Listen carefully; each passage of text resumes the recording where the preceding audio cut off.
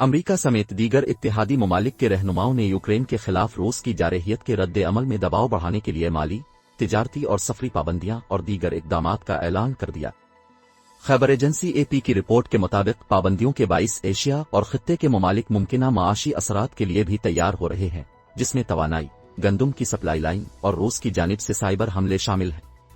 Australia کے وزیر اعظم Scott Morrison نے یوکرین پر روسی جارحیت کے جواب میں پہلے قدم کے طور پر مالی اور سفری پابندیوں سے نشانہ بنانے کا اعلان کرتے ہوئے کہا کہ ہمارے پاس کوئی تجویز نہیں ہو سکتی کہ روس کے پاس ایسا کوئی معاملہ ہے جس پر وہ قانونی کام کر رہے ہیں۔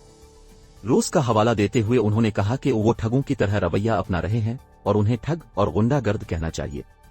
یوکرین اور روس کی جنگ کی صورت میں صرف جانی نقصانات کا خدشہ نہیں بلکہ وسیع پیمانے پر توانائی اور عالمی معیشت پر خوف کے سائے چھا سکتے ہیں۔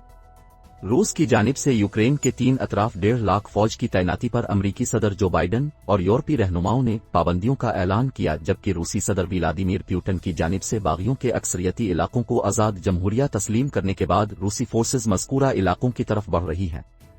امریکہ نے روسی حکومت کو مغربی مالی امور سے منقطع کر دیا اور 2 بینکوں پر پابندی عائد کرنے کے ساتھ ساتھ امریکی و یورپی مارکیٹوں میں تجارت کا راستہ بھی روک دیا ہے۔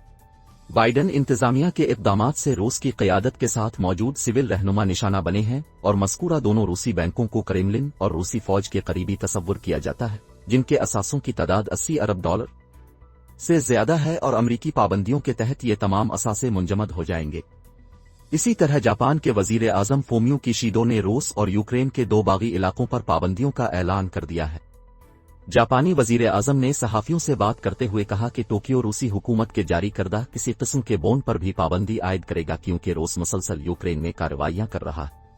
انہوں نے کہا کہ جاپان اس کے علاوہ یوکرین کے مذکورہ 2 علاقوں سے تعلق رکھنے والے افراد کو ویزا بھی جاری نہیں کرے گا اور جاپان میں ان کے اثاثے بھی منجمد کر دیے جائیں گے۔ ان علاقوں کے ساتھ تجارت بھی معطل ہوگی۔